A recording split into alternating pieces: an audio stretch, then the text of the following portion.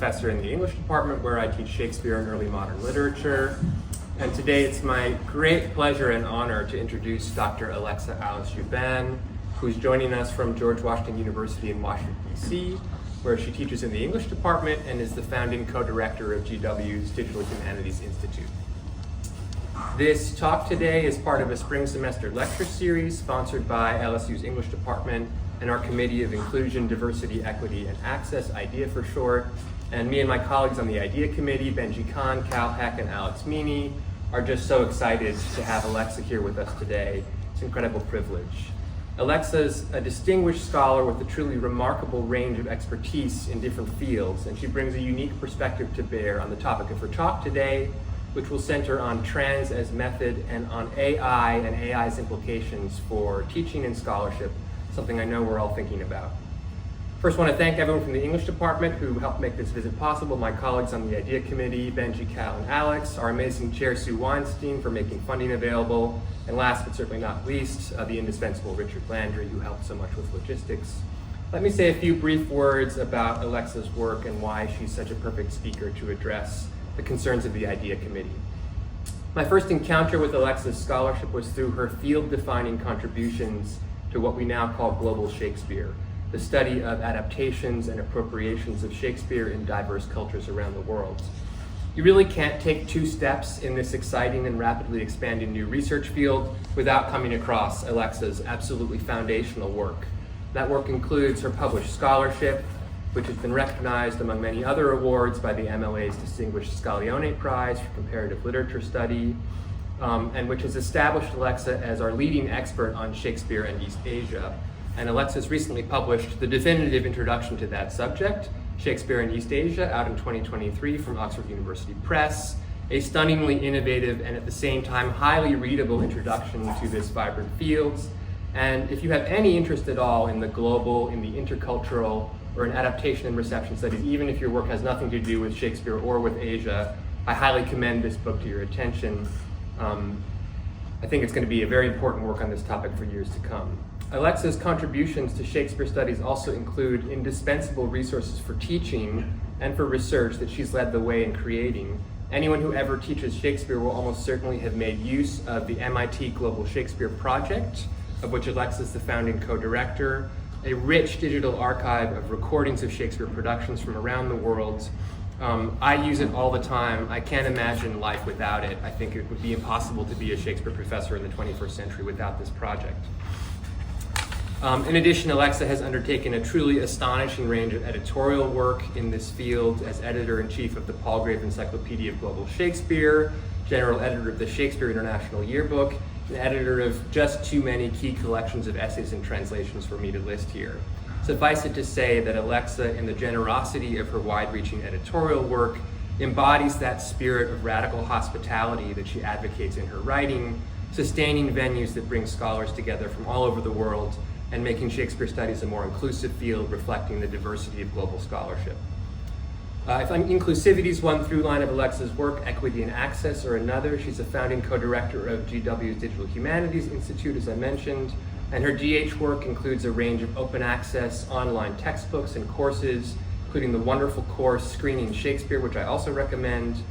And her longstanding commitments to equity and inclusive pedagogy have been recognized by a number of awards, including the Bell Hooks Legacy Award, of which she was the inaugural recipient in 2023, and GW's Martin Luther King Jr. Award. As if all this weren't already enough, Alexa is a scholar distinguished by a really unique range of multidisciplinary expertise. At GW, she's affiliate faculty in women's, genders, and sexuality study, in theater, in international affairs, and East Asian languages and literatures. In addition to her work on global Shakespeare, Alexa has published important contributions on cultural globalization, race, gender, transgender theory, and disability. Her remarkable ability to move across scholarly boundaries has contributed to the fresh perspective she brings to bear on AI, which she considers through the lens of performance theory. I think to me, what most distinguishes Alexa's work is her central focus on reciprocity. Her scholarship on Asian Shakespeares made the vital intervention of asking us to see Asian Shakespeare not as a one-way street in which Asian artists and performers simply translate or are influenced by Shakespeare, but as a reciprocal, dynamic cultural exchange in which densely laden cultural signifiers like Shakespeare and like Asia themselves are being constantly negotiated and redefined under different pressures and to different ends. I think in her innovative new work on AI, Alexa is bringing this same focus on reciprocity to bear in quite unexpected ways on this radical interloper in our midst, AI, asking us to imagine what it might mean to think of interpersonal values like trust and hospitality when reflecting on what we want our relationship to this new technology to be. Alexa's talk today is titled Using Transness to Foster Epistemic Justice and Humanistic AI, Field Notes from an Interloper. Please join me in giving an extremely warm welcome to Professor Alexa Alice Joubin. So I'm using trans theory to think about AI and to think about epistemic justice. This involves justice in knowing differently, but also in sustaining different ways of knowing the world. Of course, with AI meddling, it becomes tricky. So transness is something scary, perhaps, for a lot of people to think about beyond the gender context. We know trans people are under attack, but far more than that, it's the idea of transient. Something is transient. To think translationally, to think contradictory to permanence. As scholars, we're trained in wanting permanence. We write down our ideas. It is peer-reviewed, it's multiple rounds, it's published, so it's concrete. And now, to think about transness is completely opposite of that, right? And that's exactly what AI is doing. AI is transitional. I suppose in my advocacy for thinking about transness as a pervasive element in so many human enterprises would make Plato really happy, because Plato and Socrates, they're very suspicious about writing culture. Let's say if you rely so much on writing, right? They live in an oral culture. You rely so much on writing, write everything down, gonna erode your memory, make your mind weak. So that's one perspective.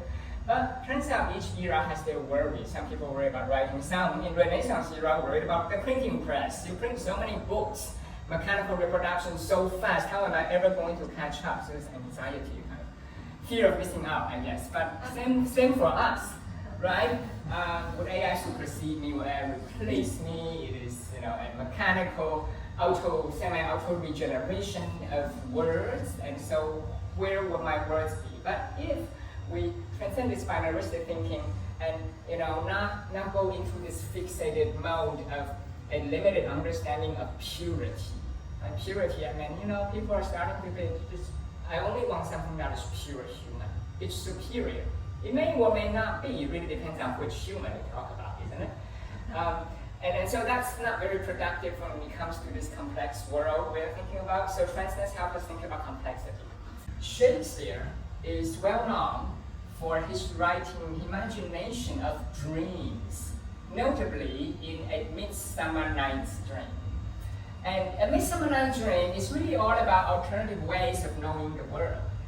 You're not sure if it's actually a dream or if it's hallucination, a popular word in the era of AI, right? In fact, the epilogue actually begs us to please forgive them, the players, because just think of yourself, you have but slumbered in theater. So all that stupid fantasy is just a dream.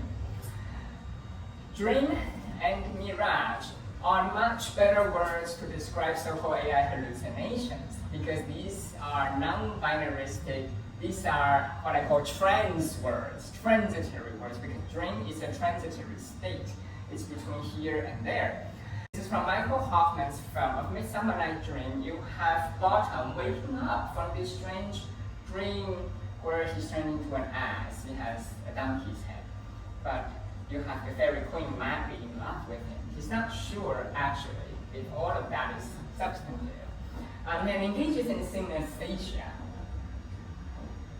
as he describes it. An aesthetic expression that eyes of men have not heard would be a perfect example of so-called AI hallucination, or just misplacing of verbs, grammatically correct, but something is off.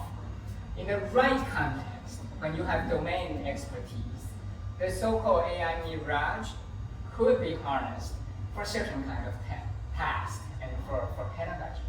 So in short, to combat binaristic thinking, we can use Transness method, and we can then promote more humanistic AI rather than big tech corporate AI. In the 1984, the very first Terminator, the robot does not drink. The robot, however, has limited response functions. In order to produce a response in every situation, this robot, played by Arnold Schwarzenegger, has a drop-down menu of about 6 items. The janitor is knocking on his hotel door, and he's running through the possible actions, and predetermined, by the way. Here, I wonder if you can guess which one he would go for. You have yes, no, go away, please come back later, and her, which is not so different from our, if you rely too much on autocomplete on your phone, you end up thinking one of 3 possible thoughts, deemed possible by the machine. Now, we've come a long way from that anxiety, but the Pinocchio's archetype has not gone away. So the Pinocchio archetype is something new in more recent AI films. In the sense that you have sentient robots who dream of becoming humans. It is so wonderful to be humans. The filmmakers who flatter themselves, even if being human involves all the more vulnerability, and they will have many scenarios involve humanoids. So this is a 2025 movie called Companion. In this case, Iris does not know that she's not human. I find there are strong parallels between this and trans discourses and trans rights. In fact, in all the fights that we have about various rights, because it's always about us versus them, and are you one of us? Are you human enough? Trans people, are they human? And even though this is not a trans film, it really engages with this kind of discourses. And so the idea here, while the performance, while the crop is kind of miles ahead of the 1984 Terminators, the idea remains that the us and them divide is very clear. You just have to ask what's the weather, and she would involuntarily switch into that mode. You also have imagination in the movie called Transcendence that imagines more hybridity. In this scenario, one could upload their consciousness to the net and becomes a ghost in the machine, so that you kind of shake off the mortal coil. As Shakespeare would say, you don't have the body, but it's just pure data consciousness. Except, of course, once the person has this kind of freedom, they become like a god and become a threat to the world. There is a new trans Pinocchio scenario, and this is the BBC TV series called The Humans. So it's very simple to remember, The Humans. And in one of the episodes, you have a schoolgirl who is unhappy, who is bullied, and so she starts to imagine that she's actually a robot. So she's imagining, she's imitating a robot. She's putting a contact lens that is blue, that is the telltale sign of what they call the synthetic human in this universe. From the trans Pinocchio syndrome, we actually finally progressed to transhumanism, which actually is a separate field of study. It's kind of taking disability theory to look at ethnicity that makes human enterprises possible. Think of hearing aids, you may have eyeglasses, pacemaker. Is that a part of us or a substitution, an extension? Disability advocates are saying that's part of us. Wheelchair, for example, that's just part of you, like clothing, instead of something external. Here's a teenager in the BBC series called Years and Years. It's very recent. And she wants to become a transhuman. You'll know the beginning of this thing actually appropriates the trans coming out discourse very closely. And the parents perform accordingly, only to realize it's not what they imagine. AI, of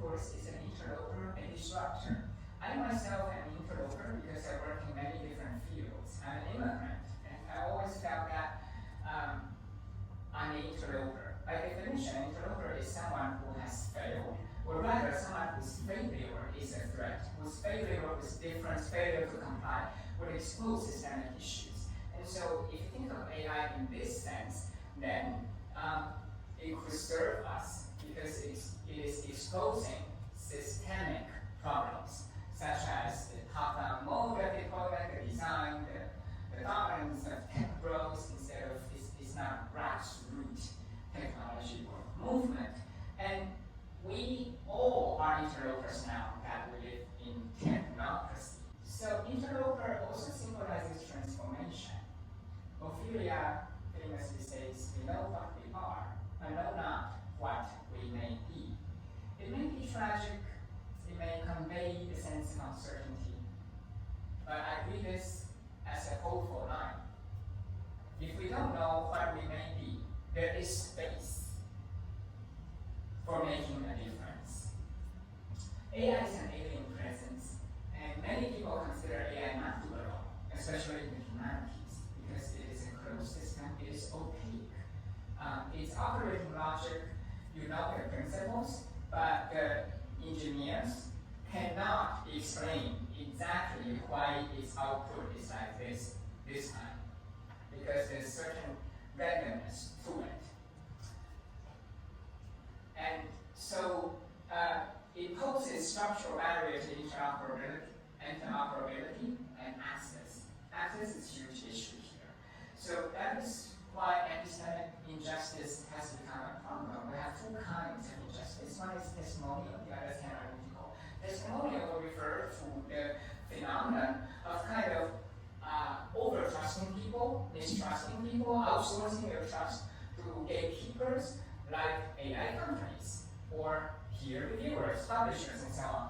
Analytical injustice would refers to the phenomenon of typically citation. Certain kind of scholarship is cited more often. For example, women of color's work is cited less often, so there is an imbalance, it's just that different ways of knowing. And students who rely on AI for research purposes might end up amplifying this kind of injustice because AI would regurgitate the patterns of citation. The reason why we have interlopers, the reason why we have AI dominance and a binaristic assumption of human enterprises and machine as a realm of testing, the Aristotelian term, or pessimisticity, is that we have a system. So this is a word coined by scholar Marquis Bay, CISTEM. And you combine the word cisgender and system, you have system. In system failure, it argues that the binary structure dictates how we are believed to be able to exist. It promotes a very narrow notion of purity. And it originates in gender, but goes far beyond it, because the system disguises itself as natural. So it's operating, for example, in academia in the form of, we love to talk about pedigree, like your degrees, who your teachers are, and which journals you publish. It's a kind of pedigree, but also membership. And people who subscribe to this system will unconsciously make distinctions of them and us, and therefore academia will end up privileging certain kind of demographics. So it's perpetuating all of this kind of systemic thinking through structural conditioning. Structural conditioning means that previous generations have created certain conditions, and so later people like us, who are in the system, we are compelled to act in a certain way because of the structural condition. It's not something you can easily change as a single individual. Transness method is a solution because transness can cover a broad range of identitarian practices beyond gender. Think of mixed race practices, think of immigration, think of expatriates, multiculturalism. And so if we think of transitory perspective to life, transitory perspective to technology, we understand that human experiences and even social conditions in occupy currently, they are all transient. So it's a spectrum of experiences. We're thinking about moving through, designing, or transforming transitory social spaces. I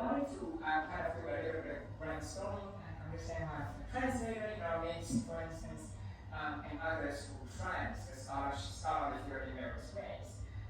Which words would use trans as a prefix? So the words coming in are transitory, transhistorical, transnational, transgender. Thank you. Transport, of course. Transition, translate, right? Translation, what to transcend. Trans-Pacific, of course, transatlantic, so it's specific geographic realm. What do we have in all of this? What do they have in common? It's always a type of movement. Transcend, it involves a kind of movement, right? Transformative or transformation. Thank you. I found it interesting in this particular audience who have stronger interest in translation and transnational. These are words that are front and center for us. It really reminds us of AI's transformer architecture. ChatGPT, the T stands for transformer. It is retrained transformer. It doesn't transform words, it does bring words together. And its operation is transitory because it relies on users' prompts and situational input. So it's kind of impromptu performance for us, in the sense that it, like Hamlet, it doesn't know everything. So when Hamlet is doing soliloquy, like AI doing a monologue, it is writing an essay for us. It is actually more a performative and interpretive tool than an ultimate source of plausible answers. Once you understand how theatrical it is, think of Hamlet's line, to hold as it were the mirror up to nature, to show virtue her features, scorn her own image in the very ancient body of time is form and pressure. How Hamlet is instructing the traveling theatrical truth that theater is a type of mirror to the society. AI is holding up a mirror to ourselves. But think of King Lear's appropriate line, who is it that can tell me who I am? You are Lear's shadow, says the fool in the folio text. So generative AI is a type of shadow of us as well, since it's kind of anonymized public opinions, and it aims for the average, right? I'll give you an example. If we're able to time travel, we bring ChatGPT back several centuries and try it on the prevailing data of the time. It will definitely insist the Earth is flat, because that is the truth of the time. So it's not independently verifiable truth. It's merely what most people believe in. I collaborated with a computer science department using center the notion of transitory, transness, and built our open access AI. There are two I deployed on my textbooks. One is Screening Shakespeare, and David has kindly mentioned. The URL is screenshakespeare.org.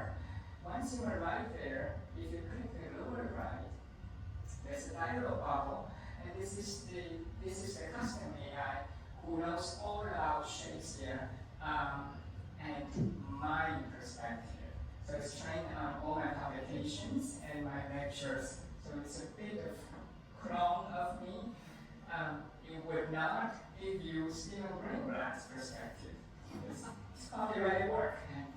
And I train it only, I have the right to my own words. For instance, read Much Ado About Nothing. Give me your interpretations. So students invariably, they are from the same age group. So they come up with kind of similar views, but that's not interesting. So can you simulate, they often come up dry. So you say to simulate a Victorian men's reaction to the wedding scene in Much Ado About Nothing, a widower and so on, or a possible early modern audience. So we use it for that function for kind of jump-starting their thinking, not for retrieval. The other is critical theory. It's called here critical theory, one word, criticaltheory.info. The same, you click here and you can already activate. So this is something very revolutionary because free here products are not open access. You think of ChatGPT as a free version. First of all, you need to create an account. Since you don't have to here, your privacy is fully protected, and we do not store user data, so the chat is not sent to further train commercial LLM models, the large language models. So we'll come back here and do stay in touch with me, because I am more than happy to help you create your very own custom AI. We did this to exemplify civic science. Civic science is a term that refers to the notion that engineers should be responsible citizens, and then citizens who are not programmers, they actively participate in development of technologies that will impact them. So it's kind of a public interest technology. That's what civic science is about. As soon as you start chatting, the box will flow. It says contact Professor Joubin. So that's how I keep TransHuman in the loop. In case anything should go wrong, despite our programming, you can click that and immediately contact me instead of kind of being taken for a ride by the AI. We're able to customize a lot of behavioral patterns so that you will not write essays. Your frame is output in the form of questions, ask your questions. So you are a thinking partner. And I think of this as a new way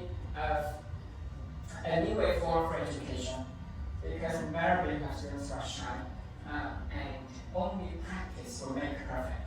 But how do you practice? You practice with whom? It's imperfect, but it's available 24/7. It's free. So with a few rounds of practice, I do notice the quality of my classroom discussion has significantly elevated. You are better prepared because you rehearsed beforehand. And this rehearsal is very important. Sometimes perhaps underplayed. The humanities classroom we assume casual readings. You come here and you just say these things. You're so smart, right? There's no effort. There is effort behind the scene. Perhaps the specific family background and where you come from, all of that matters. And this could open up more possibilities for our thinking about my international students.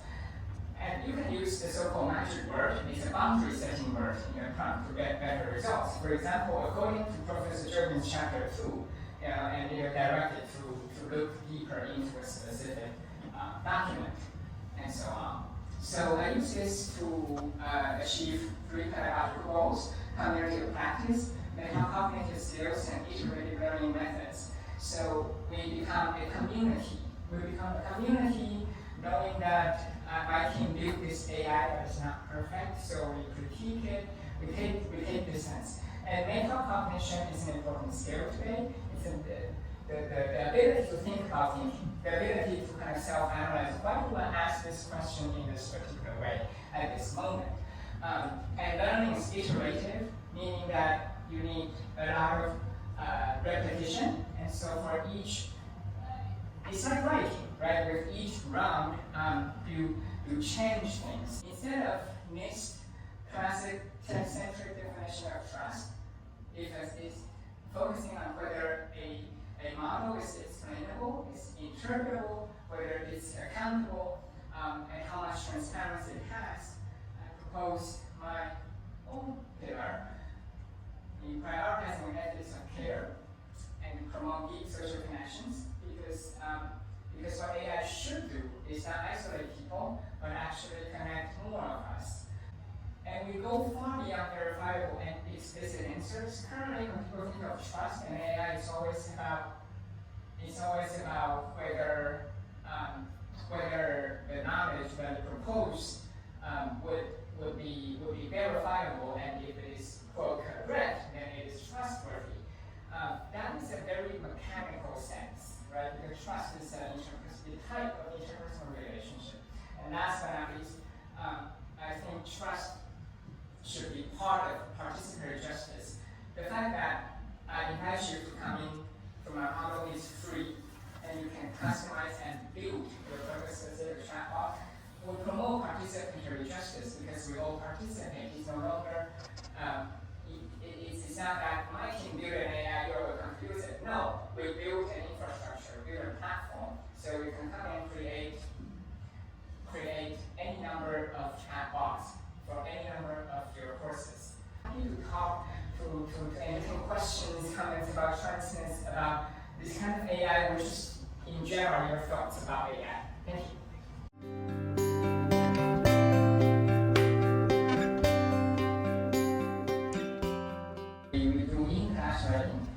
And before peer review, we actually use the AI mirror to first detect some patterns.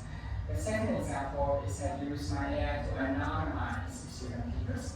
So one obstacle to peer review workshops, as we all know, under ideal circumstances, we should be able to help each other, but students' level of preparation differ, and very often face issue is very important. I don't want to offend my friend. We know it's written by someone sitting right here in this room. You could really take out the scissor and all.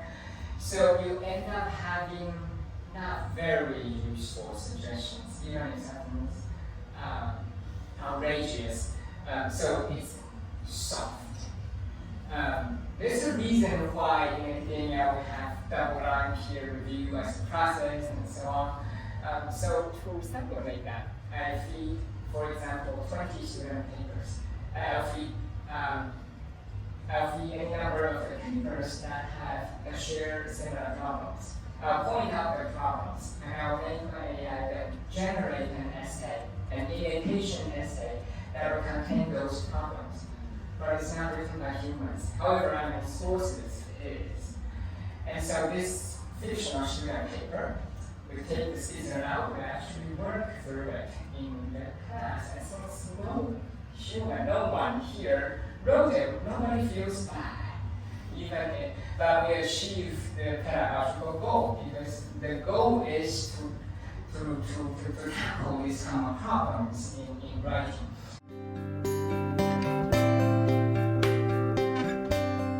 Thank you so much. This is a wonderful set of questions about embodiment and the significance of it. In performance studies terms, our characters embody how those words are spoken, with which accent, in what kind of body matters, right? So the material reality, the material dimension of the embodied expression is very important. AI goes in the opposite direction. I was thinking around the same. During the pandemic, during the worst days of lockdown, where there's no embodied social interaction, everything is virtual on Zoom, for instance, where you can have an avatar. Non-binary and trans communities and racial minorities initially expressed comfort in an odd way, right? Because you no longer put your embodied presence out on the line, right? And natural to be harassed, to be bullied, and so on. And so there are cases to be made for disembodiment as empowerment. There are also cases to be made for embodiment as empowerment, like showing up for a march or a protest. Your body is there, right? When we think of someone giving a 25-hour long speech in Congress, it is so hard on the body, and no matter what his message is, you have some respect because you put your body on the line, you must matter, right? And so it's in this regard where, protesting or hunger strike. So there's something to be said for both approaches. And I sense that a third part of your question is also about AI's necessary disembodiment, even if you make a great point of the voice synthesizer is hinting at embodiment, right? It's hinting at the pus, the body of a white cisgender woman, the default voice of an AI assistant, Siri, Amazon Alexa, for instance. And how does that impact people's understanding? I'm thinking of scholarship, published scholarship, as a form of disembodied and asynchronous communication, because it's detached from the body. I have it, doesn't have my face. The kind of body, the kind of experience people assume that it will have, it's just words out there. Unless I make a point of communicating that. Having AI in the midst to be not adjudicator, but a mediator, kind of to disembody those words, becomes very useful. I've been doing this before AI, just helping me do it faster when I got past 100. In the past, I did it myself. I would write a fictional essay and to repeat, sometimes exaggerate those errors and mistakes, and half the class workshop that essay. It was a laborious process. I would repeat through 20 or 30, and then I sharply, and then I have to, take on the voice of a freshman. It's an interesting exercise for me as a person of theater. It's theatrical. But now AI can help me generate more, sometimes on the fly, because we're writing class live, we all post a discussion board. As they're posting, I will be able to generate right here, and then we can work on it right away. So this is a wonderful question of embodiment, disembodiment, and it also makes me think of the clip that you were alluding to, right? Years and years from BBC, and she wants to get rid of this body. She's, quote, uncomfortable in this body, not in the sense of being a trans individual, but being a transhuman, to become pure data. And in the universe, it's spelled out as something that is superior, it's the next level. But if you think of a task of AI, it's actually touted as efficiency, right? AI can explain to us what the word touch means. But if it doesn't have a body, does it, quote, really understand what touch means? I'm always uncomfortable with this kind of binaristic kind of division because it has a bit of ableism in it. Are we saying someone who's paralyzed, they're less human and different? Right, they don't relate to the environment in the same way we do with dominant channels, right? Someone who don't use vision, someone who uses sign language, and so on. So it's dangerous, that path, and it's not very productive in any case, just say. So what if one day AI has sensory input, like the things, like Android humans we see here, so what? Are you going to then find other ways to distinguish the authentic human and you are not human, and therefore what? So I'm just very cautious about that slippery slope because it already has implications on disability rights, trans rights, or rights of racial minorities. Even if people don't say it explicitly, it is exactly that kind of thinking that's getting the society into trouble.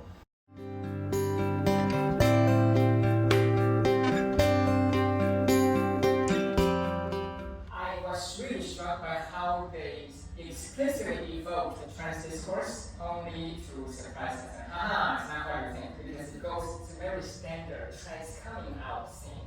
Kids having difficult discussion with their parents, they're very serious, sitting by the kitchen table.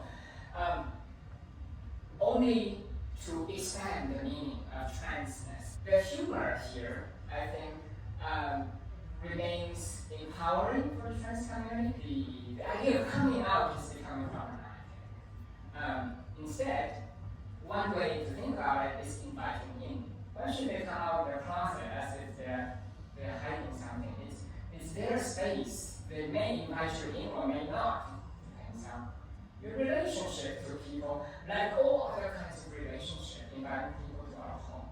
And I thought that is so powerful and really changed my whole thinking. So the humor here, I think, what they're doing is all about this coming out. We know you have something so important to admit to us. You did something wrong, right? You chopped down the apple tree. That's where it's going, except the teenager is far more in control, far more comfortable. They're not parents. Parents are very performative. They know how to perform. Oh, you don't say sex, you say gender, isn't it? As they work hard, they try to. And I think that's what it's poking at. And this ritualistic political correctness that people are compelled to perform in certain contexts, especially as we are not bad parents. It has two implications. One is transhumanism, this non-binaristic trans method thinking about humans and ethnicity. And secondly, bring us back to the canonical trans discourse. I'm uncomfortable in this body. I'm going in the quote wrong body, and so I need help to kind of to poke a hole in that. It's not the body that is wrong, it's the body is wronged by the society, right? Their body is just, this is a female body, it's male body.